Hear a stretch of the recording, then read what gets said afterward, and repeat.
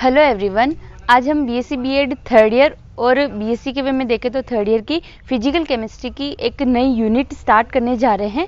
Unit का नाम है स्पेक्ट्रोस्कोपी। यूनिट थर्ड स्टार्ट करने जा रहे हैं हम, यूनिट थर्ड। और यूनिट थर्ड का नाम है स्पेक्ट्रोस्कोपी। आपके स्पेक्ट्रोस्कोपी की 2 यूनिट चलती है। ये आपकी फिजिकल स्पेक्ट्रोस्कोपी है। स्पेक्ट्रोस्कोपी की 2 यूनिट हैं, जिसमें यूनिट थर्ड तो है स्पेक्ट्रोस्कोपी बेसिक्स चलेगा आपके। बेसिक के बाद रोटेशनल और वाइब्रेशनल स्पेक्ट्रोस्कोपी आपकी इसमें है। और एक जो आपके 4th यूनिट है बीएससी बीएड थर्ड ईयर में 4th यूनिट है, वो भी स्पेक्ट्रोस्कोपी की यूनिट है। वो भी आपके पूरी स्पेक्ट्रोस्कोपी, मतलब 2 यूनिट जो है पूरी स्पेक्ट्रोस्कोपी की है। इसलिए मैं चाहती हूँ कि पहले हम स्पेक्ट्रोस्कोपी से ही स्टार्ट करें कि ये हमारी 2 यूनिट जल्दी से जल्दी कंप्लीट हो जाए उसके लिए। तो यूनिट थर्ड में हम स्पेक्ट्रोस्कोपी स्टार्ट करने जा रहे हैं। आज की जो हमारी क्लास होगी वो बेसिक्स ऑफ स्पेक्ट्रोस्कोपी के बारे में होगी। मतलब कि हम जब स्पेक्ट्रोस्कोपी को स्टार्ट करते हैं तो हमें क्या क्या चीज़ें जो है बारीकी से या शुरुआत से पढ़नी पड़ती हैं, वो हम स्टार्ट करने जा रहे हैं। जब भी जैसे कि स्पेक्ट्रोस्कोपी होता क्या है, स्टार्टिंग में तो यही बात आती है कि स्पेक्ट्रोस्कोपी होता क्या है। स्पेक्ट्रोस्कोपी जैसे ही हम स्टार्ट करते हैं तो हमारे मन में एक ही बात आती है कि ये इसकी शुरुआत कहाँ से होती होगी, इसको क्यों यूज़ में लिया गया होगा। तो ये जो है किसी पदार्थ के साथ में किसी पदार्थ की स्ट्रक्चर ज्ञात करने के लिए ही स्पेक्ट्रोस्कोपी का मोस्टली यूज़ किया जाता है। तो किसी पदार्थ के साथ में जिसकी भी हमको स्ट्रक्चर ज्ञात करनी है, इंटरेक्शन ईएमआर का इंटरेक्शन पदार्थ के साथ में कैसे होगा, उसकी जो स्टडी हम करते हैं उसको हम स्पेक्ट्रोस्कोपी कहते हैं। कोई मैटर है आपके पास, कोई पदार्थ है, ईएमआर जो है पदार्थ के साथ में कैसे इंटरेक्ट करेगी, उसकी जो हम स्टडी करते हैं उसको हम स्पेक्ट्रोस्कोपी कहते हैं। ठीक है, अब आप बात करोगे कि मैम ये ईएमआर क्या है। EMR electromagnetic radiation, electromagnetic radiation. Electromagnetic radiation विद्युत चुंबकीय विकिरणें, जैसे नाम से स्पष्ट है, विद्युत चुंबकीय विकिरणें। ऐसी रेडिएशंस जिसमें विद्युत क्षेत्र तथा चुंबकीय क्षेत्र दोनों प्रेजेंट होते हैं, उसको हम ईएमआर कहते हैं जनरली। अगर हम इसकी प्रॉपर परिभाषा पे जाए कि हम किस किस को ईएमआर इलेक्ट्रोमैग्नेटिक रेडिएशन बोल सकते हैं, विद्युत चुंबकीय विकिरण बोल सकते हैं, तो यहाँ हम देखते हैं ऐसी विकिरणें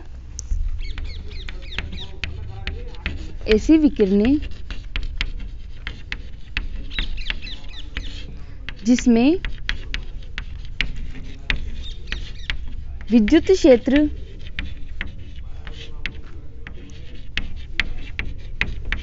व चुंबकीय क्षेत्र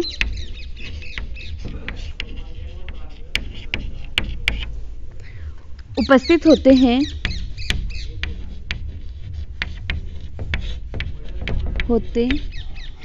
मतलब ये बात तो मैंने आपको बता दी कि ऐसे विकिरण जिसमें विद्युत क्षेत्र और चुंबकीय क्षेत्र दोनों होते हैं। इसमें एक कंडीशन ये भी होती है कि ये जो दोनों क्षेत्र हम इसमें लगा रहे हैं, ये जो विद्युत क्षेत्र और चुंबकीय क्षेत्र दोनों हैं, वो एक दूसरे के लंबवत स्थित होते हैं तथा ये दोनों क्षेत्र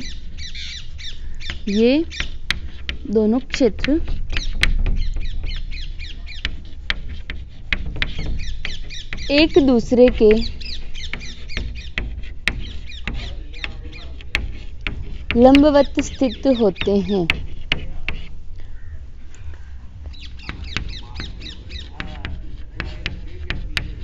एक बात और आती है, स्थित होते हैं मतलब 2 क्षेत्र हैं, विद्युत क्षेत्र है, चुंबकीय क्षेत्र है, दोनों एक दूसरे के लंबवत स्थित हैं। इन दोनों के अलावा भी अब ये जो वेव होगी, अपनी विकिरण होगी, किसी न किसी दिशा में तो वो जा रही होगी, मतलब किसी न किसी दिशा में संचरण कर रही होगी। ये जो दोनों क्षेत्र है उस संचरण की दिशा के भी लंबवत होते हैं। मतलब कुल मिला के हमको 3 एक्सिस होती है इसमें, एक्स, वाई और जेड। जो संचरण की दिशा होगी वो एक एक्सिस होगी, और जो विद्युत क्षेत्र और चुंबकीय क्षेत्र होंगे वो अलग अलग एक्सिस पे होंगे, पर तीनों जो होंगे वो एक दूसरे के लंबवत स्थित होंगे। ये संचरण की दिशा के भी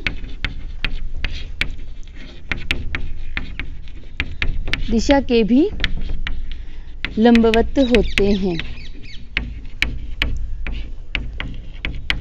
मतलब अब हम ऐसा कह सकते हैं कि ऐसी विकिरणें जिसमें विद्युत क्षेत्र तथा चुंबकीय क्षेत्र होते हैं तथा ये संचरण की दिशा के भी लंबवत होते हैं, ऐसी विकिरणों को हम विद्युत चुंबकीय विकिरण कहते हैं, इलेक्ट्रोमैग्नेटिक रेडिएशंस कहते हैं। मतलब स्पेक्ट्रोस्कोपी हम स्टार्ट करने से पहले हमको ये पता होना चाहिए कि EMR आखिर होती क्या है, वो कैसे मैटर के साथ में रिएक्शन करेगी, इंटरेक्ट करेगी और कैसे हम किसी पदार्थ के स्ट्रक्चर को आइडेंटिफाई कर सकते हैं। EMR के बाद हम पता लगाते हैं कि स्पेक्ट्रोस्कोपी में मतलब जनरली कितने प्रकार की स्पेक्ट्रोस्कोपी पॉसिबल हैं या फिर कितने प्रकार के स्पेक्ट्रा हमको प्राप्त हो सकते हैं। तो इसके बेस पे हमारे पास दो प्रकार के स्पेक्ट्रा प्राप्त होते हैं। दो प्रकार के स्पेक्ट्रा में हम देखते हैं, पहला है अवशोषण स्पेक्ट्रम,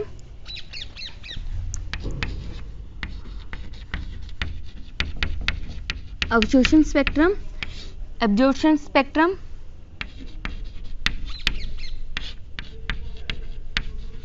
और दूसरा है उत्सर्जन स्पेक्ट्रम। उत्सर्जन स्पेक्ट्रम, ठीक है। अवशोषण स्पेक्ट्रम और उत्सर्जन स्पेक्ट्रम, इनमें ज़्यादा अंतर नहीं है, बस कुल मिला के हमको यूज में क्या लेनी है, इलेक्ट्रोमैग्नेटिक रेडिएशंस यूज में लेनी है। अब देखना क्या होता है अवशोषण स्पेक्ट्रम में। अवशोषण स्पेक्ट्रम में ये होता है कि जैसे हमने कोई पदार्थ ले लिया, ठीक है, पदार्थ ले लिया, अब कोई भी इलेक्ट्रोमैग्नेटिक रेडिएशंस का यहाँ पे कोई सोर्स होगा, ये जो पदार्थ है जिसकी हमें स्ट्रक्चर ज्ञात करनी है, वो क्या करेगा, इन रेडिएशंस को जब हम पदार्थ में से गुजारेंगे, ये EMR का कोई सोर्स है, EMR यहाँ से आ रही है, ये पदार्थ के अंदर जाएगी, ये पदार्थ क्या करेगा, कुछ विकिरणों को अपने अंदर अवशोषित कर लेगा। इसने क्या किया कि कुछ विकिरणों को अपने अंदर क्या कर दिया, अवशोषित कर लिया। मतलब कुछ को तो अपने अंदर अवशोषित कर लेगा, मतलब शेष को ही ये बाहर निकालेगा। जो अवशोषित नहीं होगी वो वापस इस पदार्थ से बाहर, मतलब इस अपना सैंपल जो ये ट्यूब है इससे बाहर निकल जाएगी और उसको जब हम रिकॉर्डर पर, डिटेक्टर से होते हुए रिकॉर्डर पर भेजते हैं, ये आपका डिटेक्टर है, यहाँ पे इन विकिरणों को डिटेक्ट किया जाएगा कि किस किस प्रकार की विकिरणों का अवशोषण कर लिया गया है, कौन कौन सी अपने पास शेष बच गई है, वहाँ उसको यहाँ डिटेक्ट कर लिया जाएगा और फिर इसको यहाँ रिकॉर्डर पर भेजकर, रिकॉर्डर मतलब एक तरह का स्पेक्ट्रम हमें प्राप्त होगा जिसमें एक ग्राफ की जैसी कोई संरचना प्राप्त होगी। जैसे ये आपके पास ECG रिपोर्ट आती है, जैसे ये आपके पास कोई ग्राफ प्राप्त होगा, ऐसा ही हमारे पास रिकॉर्डर पे एक स्पेक्ट्रम जैसा कुछ प्राप्त होगा। उसको हम देख के पता लगा सकते हैं कि कौन कौन सी विकिरण है जो यहाँ से गायब हो गई है, यानी किन किन विकिरणों का इस जो सैंपल ने है अवशोषित कर लिया है, इस अवशोषण कर लिया है, तो उसको हम इस रिकॉर्डर पर पढ़ते हैं। यहाँ हमें एक स्पेक्ट्रम प्राप्त होगा। इस स्पेक्ट्रम को, जिसमें अवशोषित विकिरणें, मतलब अवशोषण हुआ है विकिरणों का, इस स्पेक्ट्रम को हम अवशोषण स्पेक्ट्रम कहते हैं, ठीक है, अवशोषण स्पेक्ट्रम। अब इस अवशोषण स्पेक्ट्रम, जो हमें स्पेक्ट्रम प्राप्त हुआ है, उसके बेस पर हम जब किसी मैटर की या पदार्थ की स्ट्रक्चर को ज्ञात करते हैं, संरचना को निकालना पड़ेगा, तो उसको ज्ञात करते हैं, तो उस प्रकार की स्पेक्ट्रोस्कोपी को हम कहते हैं अवशोषण स्पेक्ट्रोस्कोपी। ये है अवशोषण स्पेक्ट्रोस्कोपी। दूसरा आता है उत्सर्जन स्पेक्ट्रोस्कोपी। ये वापस बता देती हूँ। अवशोषण में हम क्या करते हैं कि EMR का जो सोर्स है उसको किसी सैंपल में से, जिसमें पदार्थ अपना भरा हुआ है, जिसकी हमें संरचना ज्ञात करनी है, उसको हम उस पे हम EMR को गुजारेंगे, जिससे ये सैंपल क्या करेगा, कुछ EMR विकिरणों का अवशोषण कर लेगा और कुछ जिसका अवशोषण नहीं होगा वो पारगत हो जाएगी, वो बाहर निकल जाएगी। उनको डिटेक्टर पर भेजकर रिकॉर्डर पर हमें एक स्पेक्ट्रम प्राप्त होता है, उसको हम अवशोषण स्पेक्ट्रम कहते हैं। और उस अवशोषण स्पेक्ट्रम के बेस पर जब हम किसी पदार्थ की संरचना को ज्ञात करते हैं, तो उस टेक्निक को हम बोलते हैं अवशोषण स्पेक्ट्रोस्कोपी। अवशोषण स्पेक्ट्रोस्कोपी। दूसरा हमारा है उत्सर्जन स्पेक्ट्रोस्कोपी। उत्सर्जन स्पेक्ट्रोस्कोपी में जैसे नाम से पता चल रहा है कि किसी न किसी का उत्सर्जन हो रहा था। जैसे हमारे अवशोषण में क्या हुआ था कि विकिरणों का अवशोषण कर लिया था पदार्थ ने, तो उत्सर्जन में भी कुछ ऐसा हो रहा होगा, आपके माइंड में एक बार आ रहा होगा कि विकिरणों का उत्सर्जन हो रहा होगा। तो ये कैसे होता है, देखते हैं कि जैसे कोई पदार्थ है, ग्राउंड स्टेट में है उसकी, ये ग्राउंड स्टेट है, इसमें पदार्थ रखा हुआ है आपका, जैसे ही इसको मतलब निम्नतम अवस्था में है, इसकी ऊर्जा कम है, जैसे ही इसको अगर हम एनर्जी एक्स्ट्रा और देते हैं, जैसे आपने इसको एनर्जी दे दी, तो ये क्या करेगा, निम्न ऊर्जा स्तर से ग्राउंड स्टेट से एक्साइटेड स्टेट में चला जाएगा, मतलब निम्न ऊर्जा स्तर से उच्च ऊर्जा स्तर में चला जाएगा। जैसे ही किसी चीज को एनर्जी मिलती है तो वो अपने निम्न अवस्था से उच्च अवस्था में आ ही जाती है, यानी एनर्जी इसको मिल गई तो ये उच्च अवस्था में आ गया, एक्साइटेड स्टेट में आ गया। लेकिन आप जानते हो कि जिसकी भी एनर्जी हाई होती है वो क्या होता है, स्टेबल नहीं होता है, मतलब वो ऊपर जाके उच्च अवस्था में, उच्च ऊर्जा स्तर में जाके वो अस्थायी हो जाता है। मतलब इस नेचर में जितनी भी चीजें क्या होना चाहती है, स्थायी होना चाहती है। तो ये पदार्थ या अणु परमाणु जो भी होगा क्या करेगा, इस जो उच्च ऊर्जा स्तर में जिस एनर्जी को वो अवशोषित करके ऊपर गया है, क्या करेगा, उस ऊर्जा को एक्स्ट्रा वापस त्याग देगा। मतलब यहाँ जो ये है पदार्थ यहाँ आ गया है, क्या करेगा, अपनी जो एक्स्ट्रा एनर्जी है उसको जो है विकिरणों के रूप में उत्सर्जित कर देगा।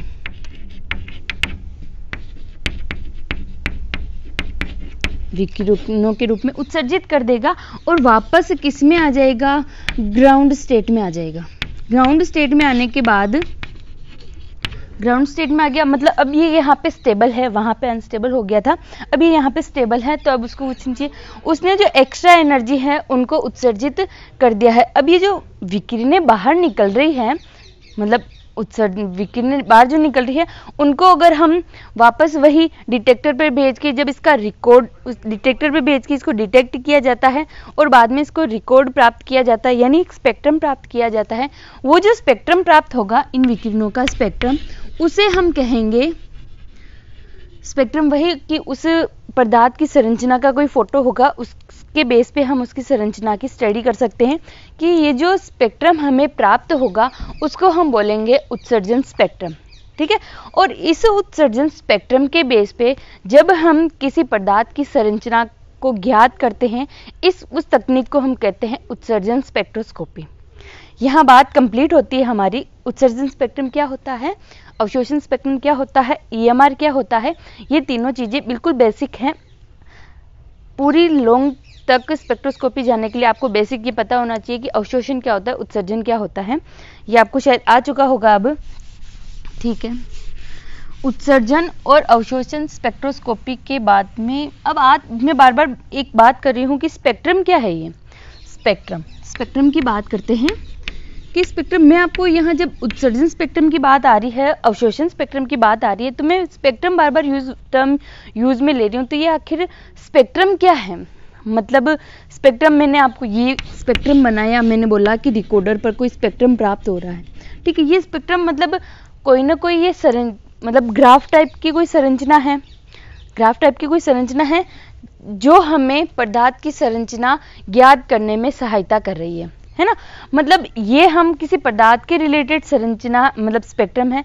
लेकिन जब हम विद्युत चुंबकीय विकिरण, जो हमारी विद्युत क्षेत्र और चुंबकीय क्षेत्र थी, उसकी जब हम बात करते हैं कि वो कैसे अपनी तरंग दैर्ध्य को बढ़ा रही है या फिर आवृत्ति को भी घटा रही है, उसके बेस पे जब हम तरंग दैर्ध्य के बढ़ते हुए क्रम और आवृत्ति के घटते हुए क्रम या फिर ऊर्जा के घटते हुए क्रम में जब हम इसको व्यवस्थित करते तो भी हमें एक स्पेक्ट्रम प्राप्त होता है। देखिए, एक वापस मैं आपको ईएमआर पे ले जाना चाहूंगी कि ईएमआर का अगर हमको डायग्राम बनाने के लिए बोले कि विद्युत चुंबकीय विकिरणों का ये जो हमने प्रदर्शन किया था, मतलब ये लंबवत स्थित हो रही थी, वो कैसे हो रही थी, तो ये देखिए, ये कोई मैंने आपको बताया कि 3 एक्सिस है, एक्स, वाई और जेड। ये देखिए 3 एक्सिस है, आपको दिख रही होगी, एक्स, वाई और जेड 3 एक्सिस है, एक्स, वाई, जेड। मैंने आपको बताया कि 3 क्षेत्र, विद्युत क्षेत्र, चुंबकीय क्षेत्र और संचरण की दिशा, मतलब तीनों एक्सिस पे कोई ना कोई एक एक चीज होगी। ये देखिए, ये है आपकी संचरण की दिशा, संचरण की दिशा। ये आप अगर मैं बनाऊं कि विद्युत क्षेत्र होगा तो विद्युत क्षेत्र आपके संचरण की दिशा के लंबवत ऐसे गमन करेगा। ठीक है, और अगर मैं बनाऊं ये विद्युत क्षेत्र को, मैं यहां से इसे फिलअप कर देती हूं। विद्युत क्षेत्र कैसे होगा, ये ईएमआर का डायग्राम है। इलेक्ट्रोमैग्नेटिक रेडिएशंस का डायग्राम है। ठीक है, ये जो मैंने इस एक्स एक्सिस के पैरेलल जो बनाया है, इसके साथ समांतर चलता हुआ जो एक मार्ग रास्ता बनाया है संचरण की दिशा के लंबवत जाता हुआ, इसको हम कहते हैं विद्युत क्षेत्र। विद्युत क्षेत्र। अब मैं बनाऊं कि अपने पास वाई डायरेक्शन भी है, तो वाई डायरेक्शन के साथ साथ चलता हुआ हमको एक वेव बनानी है जो हमारे चुंबकीय क्षेत्र को प्रदर्शित करती है, जो हमें चुंबकीय क्षेत्र को प्रदर्शित करती है। ठीक है, मतलब एक्स और वाई डायरेक्शन में विद्युत क्षेत्र और चुंबकीय क्षेत्र हैं, ये दोनों एक दूसरे के लंबवत हैं और ये संचरण की दिशा के भी लंबवत स्थित है। इसको हम कहते हैं विद्युत चुंबकीय विकिरण का प्रदर्शन। हम विद्युत चुंबकीय विकिरणों को ऐसे शो करते हैं। ठीक बात है, 3 चीजें आपकी कंप्लीट हो चुकी है। विद्युत चुंबकीय विकिरण आपको ये प्रदर्शन करना है, अवशोषण स्पेक्ट्रम और उत्सर्जन स्पेक्ट्रम। आगे बात करते हैं कि मैंने अभी बताया कि स्पेक्ट्रम, ठीक है, स्पेक्ट्रम पे वापस आ जाते हैं। स्पेक्ट्रम मतलब हमें इन विद्युत चुंबकीय विकिरणों के बढ़ते हुए तरंग दैर्ध्य या फिर घटती हुई आवृत्ति या फिर घटती हुई ऊर्जा या फिर घटती हुई तरंग संख्या के आधार पर एक स्पेक्ट्रम प्राप्त होता है। अब मैं वर्ड यूज में ले रही हूँ तरंग दैर्ध्य। ये तरंग दैर्ध्य क्या होता है, ये आवृत्ति क्या होती है, ये तरंग संख्या क्या होती है, ये ऊर्जा क्या होती है। किसी भी ये हम जो EMR पढ़ रहे हैं, इलेक्ट्रोमैग्नेटिक रेडिएशन पढ़ रहे हैं, इससे संबंधित ये चीज़ें हमें आना बहुत जरूरी है। देखिए शॉर्ट डिस्कशन कर लेते हैं इसका कि ये चीज़ें होती क्या है, बाद में ही हम स्पेक्ट्रम को आगे कंसिडर करेंगे। मतलब ये आप देख लीजिए, ये जैसे मैं कोई विकिरण बना रही हूँ, वेव बना रही हूँ। वेव मतलब यही वेव आप किसी तरंग को ले लीजिए, तो तरंग ऐसे ही मूव करती है कि आप एक डोरी को ऐसे खींचिए एक सिरे से और आप इसको ऐसे हिलाइए तो वो एक वेव के रूप में मूव करती है, तो हम उसको तरंग मान सकते हैं कि ये तरंग ऐसे ही गति कर रही है। तो मैं आप टर्म यूज में ले रही हूँ तरंग दैर्ध्य। ये तरंग दैर्ध्य होता क्या है, तरंग दैर्ध्य ये होता है कि जब वेव जो है मूव कर रही है तो हमारे पास ये दो, तो मतलब कुछ चीजें ऊपर प्राप्त होगी, एक बेसिक लाइन से ऊपर प्राप्त होगी और कुछ पीक से नीचे प्राप्त होगी। जैसे ये देखिए, ये ऊपर प्राप्त हो रहा है, ये नीचे, ये ऊपर, ये नीचे, ऐसे प्राप्त हो रहा है। इसको अपन बोलते हैं श्रग और इसको अपन बोलते हैं घर्त। ये है श्रग और ये है गर्त। मतलब ऊपर ऊपर वाली चीजें क्या होगी, श्रग होगी, नीचे नीचे वाली चीजें क्या होगी, गर्त होगी। दो लगातार श्रग के बीच की दूरी को हम क्या कहते हैं, तरंग दैर्ध्य कहते हैं। तरंग दैर्ध्य कहते हैं। दो लगातार श्रग के बीच की दूरी को हम तरंग दैर्ध्य कहते हैं।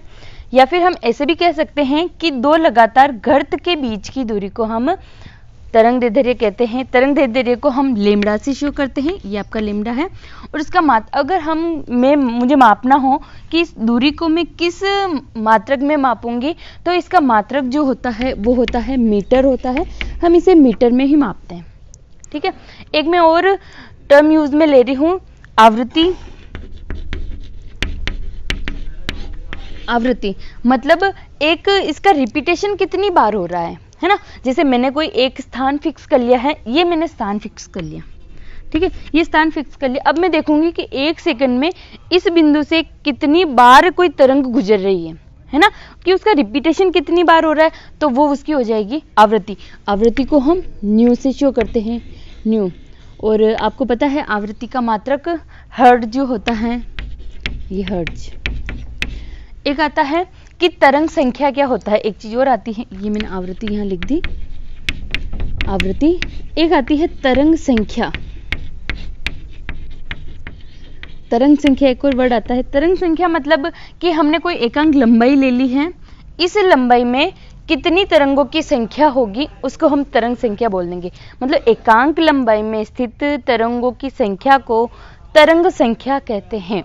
अब आप सोच रहे होंगे कि मैं सारी डेफिनेशन बोले जा रही हूँ, आपको लिखने का मौका नहीं मिल रहा है। आप इन चीज़ों को एक बार समझ लीजिए, आपको well proper hand written notes आपको प्रोवाइड करा दिए जाएंगे। मतलब आपको केवल एक बार समझना है, आपके पास सारे नोट्स अवेलेबल हो जाएंगे, point to point, topic to topic wise आपको PDF फॉर्म में अवेलेबल करा दिए जाएंगे। आप उनको लिख भी सकते हैं या फिर जैसे जैसे क्लास चलती जाएगी आप उनको लिख लेना। इन चीज़ों को आप बड़े बड़े पॉइंटों के रूप में लिख दें अभी, अगर आप साथ के साथ स्टडी करते जा रहे हैं तो बड़े बड़े पॉइंटों के रूप में लिख दें, लेकिन आपको नोट्स भी प्रोवाइड करा दिए जाएंगे जिसमें आपको पॉइंट टू पॉइंट वाइज सारे पॉइंट कंप्लीट होंगे, कंप्लीट नोट्स मिलेंगे, आप उनको अपनी कॉपी में लिख सकते हैं। अब एक बार इनको समझने पे ध्यान दीजिएगा। तरंग संख्या मतलब एकांक लंबाई में कितनी तरंगें स्थित होगी, तरंगों की संख्या को हम कहेंगे तरंग संख्या, और तरंग संख्या को हम शो करते हैं न्यू बार से। न्यू बार ये चीज़ें कुछ है तरंग से रिलेटेड है, क्योंकि आगे टर्म यूज में आ रही है इसलिए मैंने आपको ये तीनों चीज़ें बता दी कि तरंग दैर्ध्य। अभी मैंने जो स्पेक्ट्रम बनाने की बात करी तो मैंने स्पेक्ट्रम बनाने में ये बात करी कि हम कैसे तरंग दैर्ध्य के बढ़ते हुए क्रम और आवृत्ति के घटते हुए क्रम के आधार पर एक हमें चित्र प्राप्त होता है, उस चित्र को हम स्पेक्ट्रम कहते हैं। इसलिए मुझे ये चीज़ें बताना जरूरी लगी। ठीक है, तरंग दैर्ध्य लैम्डा से शो करते हैं जिसका मात्रक होता है मीटर, आवृत्ति जिसे न्यू से शो करते हैं जिसका मात्रक होता है हर्ट्ज, और तरंग संख्या को न्यू बार से शो करते हैं। स्टार्ट करते हैं स्पेक्ट्रम, वापस वहीं आ जाते हैं हम। स्पेक्ट्रम, ये स्पेक्ट्रम क्या होता है? अब स्पेक्ट्रम मतलब वही कि मतलब कोई ना कोई एक फोटो होगा जिसमें अलग अलग तरंग दैर्ध्य वाली किरणें होगी, अलग अलग ऊर्जा वाली और आवृत्ति चेंज वाली विकिरणें होगी। ये आपका स्पेक्ट्रम मैं बना देती हूँ। सबसे बेसिक स्पेक्ट्रम बना दी हूँ विद्युत चुंबकीय विकिरणों के बढ़ते हुए तरंग दैर्ध्य तथा घटती हुई आवृत्ति के आधार पर जो हमें स्पेक्ट्रम प्राप्त होता है जिसको हम विद्युत चुंबकीय स्पेक्ट्रम कहते हैं। ठीक है, विद्युत चुंबकीय स्पेक्ट्रम, इलेक्ट्रोमैग्नेटिक स्पेक्ट्रम। विद्युत चुंबकीय स्पेक्ट्रम की जब हम बात करते हैं तो हम पता लगाते हैं कि सबसे ज़्यादा तरंग दैर्ध्य किसकी होगी या फिर सबसे कम ऊर्जा जो है किसकी होगी। ठीक है, सबसे ज़्यादा किसकी होगी या फिर सबसे कम किसकी होगी, सबसे ज़्यादा ऊर्जा किसकी होगी, सबसे कम ऊर्जा किसकी होगी, सबसे ज़्यादा तरंग दैर्ध्य किसका होगा, सबसे कम तरंग दैर्ध्य किसका होगा, ये हम पता लगाते हैं। तो एक सीरीज बनाई गई, तो मैं बताती हूँ आपको कि सबसे ज़्यादा जो है तरंग, मतलब मैं ऐसे बना रही हूँ कि तरंग दैर्ध्य का बढ़ता हुआ क्रम बना रही हूँ, मतलब जो मैं चीज़ यहाँ लिखूंगी उसका तरंग दैर्ध्य सबसे कम होगा। तरंग दैर्ध्य यहाँ लिख देती हूँ मैं, तरंग दैर्ध्य के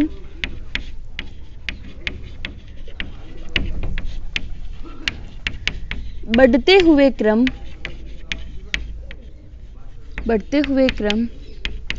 तथा घटती हुई ऊर्जा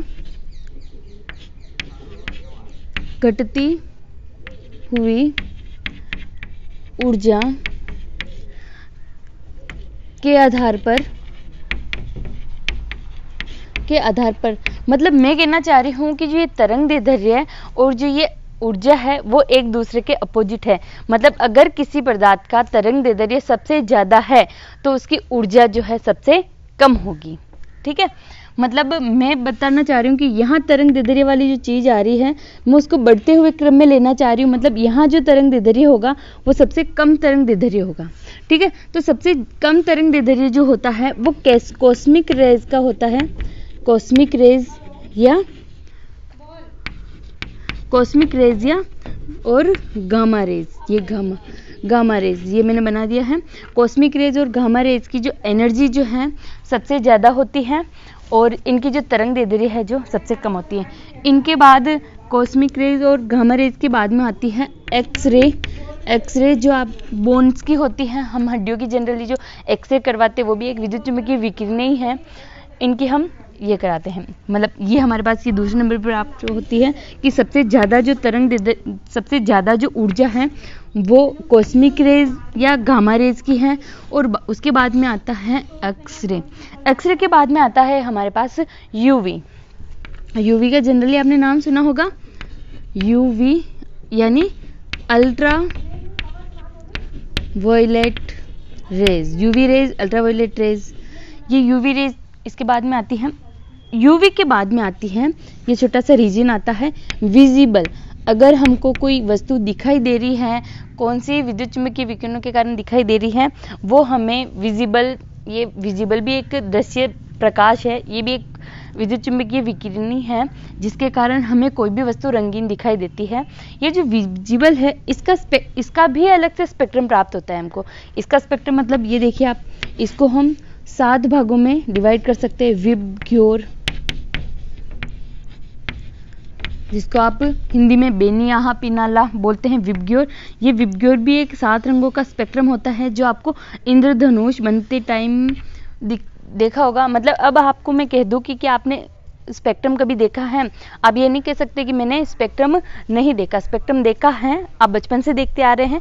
जो इंद्रधनुष बनता है बारिश के टाइम, वो भी एक प्रकार का स्पेक्ट्रम है, ठीक है, जो हम अपनी विजिबल लाइट्स देख सकते हैं, मतलब विजिबल रीजन में दिखता है अपने को।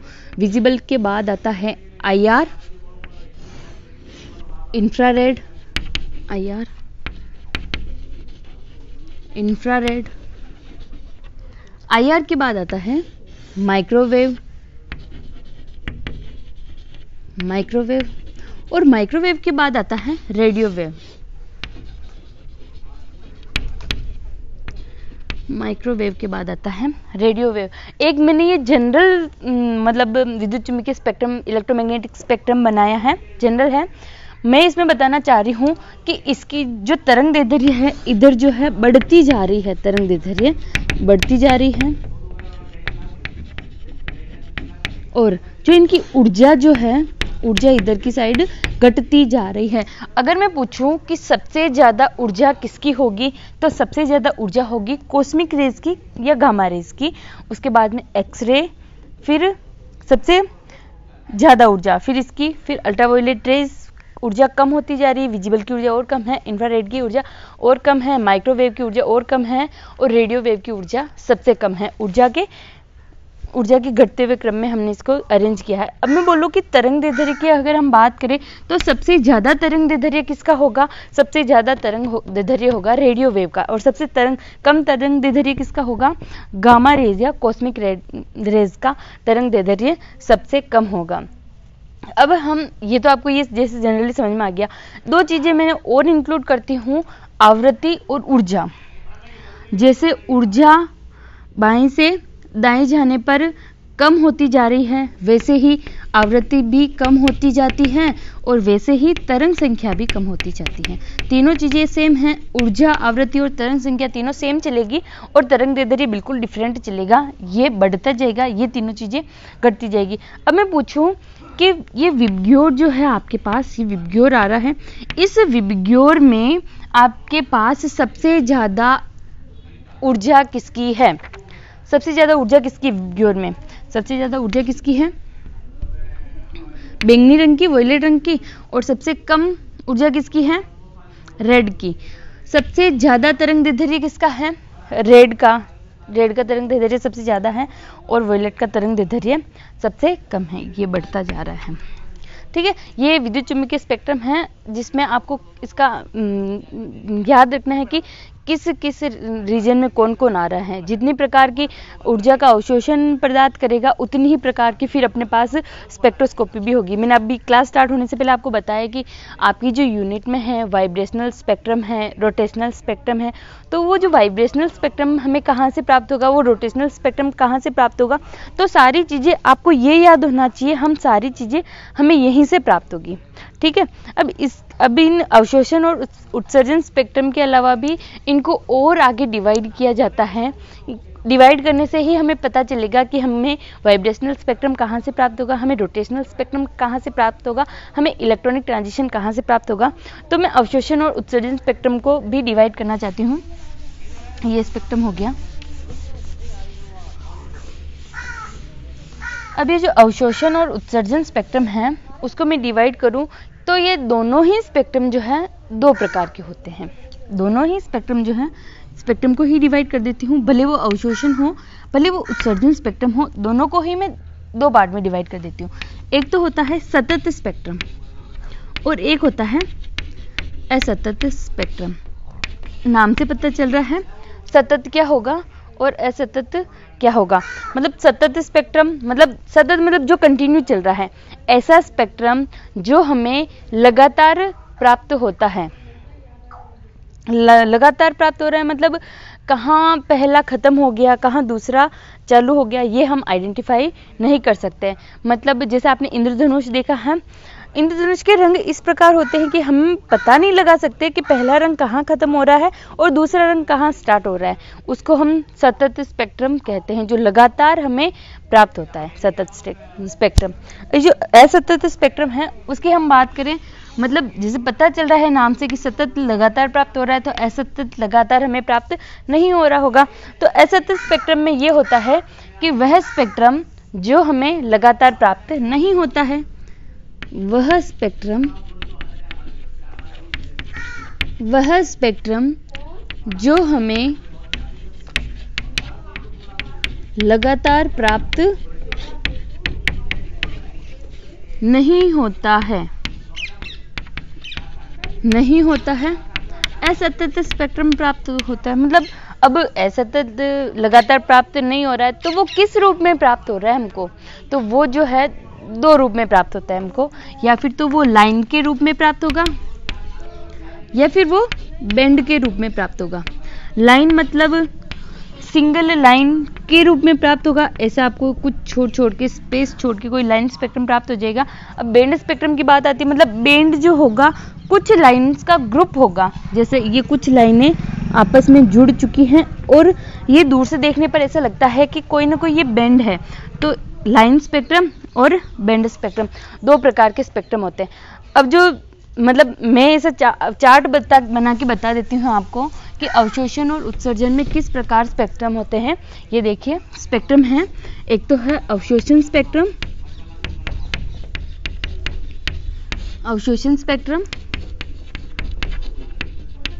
और एक है उत्सर्जन स्पेक्ट्रम। ठीक है, अब इन दोनों को भी मैंने दो में डिवाइड किया है, यानी सतत और असतत। इसको भी मैंने दो में डिवाइड किया, सतत स्पेक्ट्रम और असतत। असतत। ठीक है, अब ये जो असतत है इसको भी मैं दो में डिवाइड कर रही हूँ, या फिर तो वो लाइन के रूप में प्राप्त होगा और या फिर वो बेंड के रूप में प्राप्त होगा। ये जो सतत वाला है, ठीक है, ये जो इसमें भी असतत वाला है, ये भी लाइन के रूप में प्राप्त होगा और ये बेंड के रूप में प्राप्त होगा। ठीक है, इस प्रकार हम पता लगा सकते हैं। अब जो है हमारा, हम मोस्टली जो फिजिकल स्पेक्ट्रोस्कोपी में बात करेंगे वो अवशोषण स्पेक्ट्रम के बारे में ही बात करेंगे। मैंने बताया कि जो मॉलिक्यूल है विद्युत चुम्बकीय विकिरणों का अवशोषण करेंगे, मतलब अवशोषण करेंगे तो हमको स्टडी भी किसकी करनी है, अवशोषण स्पेक्ट्रम की ही स्टडी करनी है और अवशोषण स्पेक्ट्रम के बेस पे ही हमको किसी पदार्थ की संरचना ज्ञात करनी है। ये बात आपकी यहाँ पे क्लियर हो गई होगी। मतलब हमको स्टडी किसकी करनी है, हमको अवशोषण स्पेक्ट्रम की ही स्टडी करनी है। मतलब सतत स्पेक्ट्रम भी प्राप्त हो रहा है तो हम इसे लाइन और बेंड के रूप में लिख सकते हैं कि ये भी लाइन और बेंड के रूप में प्राप्त होता है। लाइन और बेंड, सबको लाइन और बेंड में बांटना है कुल मिला के आपको, ये भी लाइन और बेंड के रूप में प्राप्त होता है। ठीक है, ये चीज़ आपके समझ में आ रही होगी। हमको जनरली किसकी स्टडी करनी है, हमको अवशोषण स्पेक्ट्रम की स्टडी करनी है। अवशोषण स्पेक्ट्रम मतलब हमको विद्युत चुम्बकीय विकिरणों का क्या करना पड़ेगा, अवशोषण करना पड़ेगा। अब अवशोषण भी ऐसा नहीं कि हम पूरी की पूरी विद्युत चुम्बकीय, अब मैंने अभी जो स्पेक्ट्रम बताया उसमें अलग अलग प्रकार की विद्युत चुम्बकीय विकिरणें बनाई, जैसे यूवी हो गई, जैसे आईआर हो गई, और जैसे रेडियो वेव हो गई, माइक्रोवेव हो गई, जैसे यूवी विजिबल, दोनों मिक्स रूप से अगर हम अवशोषित करें तो इनकी अलग अलग रेंज हो गई। मतलब ये जब अलग अलग रीजन से विकिरणों को अवशोषित करेंगे, जैसे किसी ने यूवी विजिबल से विकिरणों का अवशोषण करा है, या फिर किसी ने आईआर से विकिरणों का अवशोषण करा है, या फिर किसी ने माइक्रोवेव से करा है, या फिर रेडियो वेव से करा है, तो जब अलग अलग प्रकार की विकिरणों का अवशोषण करेंगे तो हमें स्पेक्ट्रोस्कोपी भी अलग अलग प्रकार की प्राप्त होती है। अलग अलग प्रकार की स्पेक्ट्रोस्कोपी मतलब हमें जो है ये सब बेंड के रूप में प्राप्त होती है। ये जो सारे जितने भी स्पेक्ट्रम प्राप्त होंगे वो असतत होंगे और हमें बेंड के रूप में प्राप्त होंगे। कैसे, तीन प्रकार के मैं यहाँ पे डिस्क्राइब करना चाहती हूँ। जो मैंने स्पेक्ट्रम बनाया तीन प्रकार के, मतलब जब माइक्रोवेव में वापस इन तीनों चीज़ों को बता देना चाहती हूँ कि जैसे ये मैंने अभी स्पेक्ट्रम बनाया था, जिसमें मैंने यहाँ बनाया था कॉस्मिक यानी गामा। दूसरा मैंने बनाया था एक्सरे एक्सरे के बाद में मैंने बनाया था यूवी के बाद में मैंने बनाया था विजिबल के बाद में आईआर के बाद में माइक्रोवेव और बाद में आता है रेडियो वेव। मैं आपको बताना चाह रही हूँ कि मैंने आपको बताया कि जब हम तरंग दैर्ध्य की बात करते हैं तो तरंग दैर्ध्य जो है बाएं से दाएं जाने पर बढ़ता जाता है, मतलब इनका तरंग दैर्ध्य ज़्यादा होगा। लेकिन जब हम ऊर्जा की बात करते हैं तो ऊर्जा जो है कम होती जाती है, मतलब सबसे कम ऊर्जा अगर मैं माइक्रोवेव को मान रही हूँ तो इसकी ऊर्जा बहुत ही कम होगी। जब मॉलिक्यूल जो है माइक्रोवेव रीजन से जब ऊर्जा का अवशोषण करेगा तो उन्हें एक बैंड के रूप में स्पेक्ट्रम प्राप्त होगा। जब कम ऊर्जा का अवशोषण कर रहा है तो मॉलिक्यूल क्या करता है, केवल अपने एक्सिस पे घूमने लगता है, रोटेशन करने लगता है। जब रोटेशन करता है तो हम इसे बोलते हैं रोटेशनल स्पेक्ट्रोस्कोपी बोलते हैं। यानी घूर्णन, जब मॉलिक्यूल को आप कम ऊर्जा दे रहे हो वो अणु जो है घूमने लगेगा, उसको हम बोलते हैं रोटेशनल स्पेक्ट्रोस्कोपी या फिर घूर्णन स्पेक्ट्रम आप बोल सकते हो, घूर्णन स्पेक्ट्रोस्कोपी बोल सकते हैं। इसमें क्या होता है, ये क्या करता है, कुछ रीजन आईआर का भी ले लेता है और कुछ रीजन माइक्रोवेव का होता है, तो इसे कंपन घूर्णन स्पेक्ट्रोस्कोपी साथ में हम कह देते हैं। एक तो ये होता है, एक तो मैंने ये बांट दिया। अब क्या करेगा, जरूरी नहीं कि वो माइक्रोवेव से ही अवशोषण करे, वो आईआर से भी अवशोषण कर सकता है। जब वो आईआर से अवशोषण करेगा तो जब मॉलिक्यूल जो है आईआर से अवशोषण करेगा तो अणु क्या करेगा, अपने ही जगह पे वाइब्रेट होने लगेगा। जब अणु वाइब्रेट होगा तो हम उसको बोल देते हैं वाइब्रेशनल स्पेक्ट्रोस्कोपी।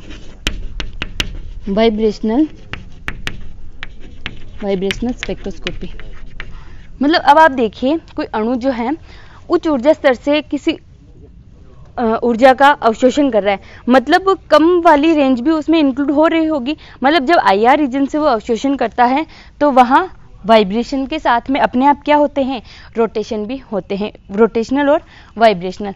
दो चीज़ें होने के बाद देखो, यहाँ से अवशोषण कर लिया तो रोटेशनल स्पेक्ट्रोस्कोपी, यहाँ से अवशोषण कर लिया तो वाइब्रेशनल स्पेक्ट्रोस्कोपी।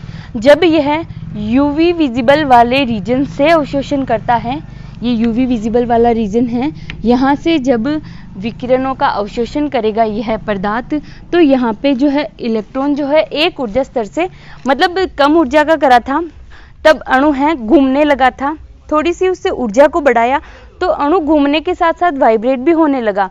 जब वाइब्रेट होने लगा, हमने और ऊर्जा को बढ़ाया तो अणु में क्या हो गया, एक ऊर्जा स्तर से दूसरे ऊर्जा स्तर तक इलेक्ट्रॉनों का गमन हो गया। यानी जब यूवी विजिबल वाले रीजन से ये जो है ऊर्जा का अवशोषण करता है पदार्थ, तो उसमें इलेक्ट्रॉनिक ट्रांजिशन होने लगते हैं। ठीक है, तो इसको इलेक्ट्रॉनिक स्पेक्ट्रोस्कोपी भी हम कहते हैं। यानी जो अवशोषण स्पेक्ट्रम में भी जो असतत स्पेक्ट्रम जो प्राप्त होगा बैंड के रूप में, उसमें हम तीन चीज़ों को पढ़ते हैं, रोटेशनल स्पेक्ट्रोस्कोपी, वाइब्रेशनल स्पेक्ट्रोस्कोपी और यहाँ पे इलेक्ट्रॉनिक ट्रांजिशन भी हम पढ़ते हैं। ये तीन चीज़ें हैं कि हमको कैसे इस स्पेक्ट्रम के बेस पे कितनी स्पेक्ट्रोस्कोपी पढ़नी है, ये आपकी पूरी यूनिट में आपको यही पढ़ना है। आपका बेसिक्स हो चुका है लगभग ऑलमोस्ट, आपको बाद में रोटेशनल स्पेक्ट्रोस्कोपी पढ़नी है और आपको वाइब्रेशनल स्पेक्ट्रोस्कोपी पढ़नी, इनके बारे में भी आपको डीप लेवल तक पढ़ना है। आपकी यूनिट यहाँ पे फिर ये पढ़ने के बाद पूरी हो जाएगी। आज के लिए इतना ही। आप इन स्पेक्ट्रोस्कोपी के बेसिक्स को पूरा पढ़ें। आप EMR क्या होता है, इसका डायग्राम कैसे बनाते हैं, या फिर अवशोषण और उत्सर्जन स्पेक्ट्रा क्या होता है, कि और जो मैंने आपको स्पेक्ट्रम जो बनाया है उसमें किसकी ऊर्जा ज़्यादा होगी किसकी कम होगी, उस स्पेक्ट्रम को आप याद जरूर करें, ताकि आपको ये हेल्प हो सके कि किस रीजन से एब्जॉर्प्शन करने पर किस प्रकार की स्पेक्ट्रोस्कोपी हमें प्राप्त होगी और हमको आगे क्या क्या पढ़ना है। आज के लिए इतना ही। Thank you.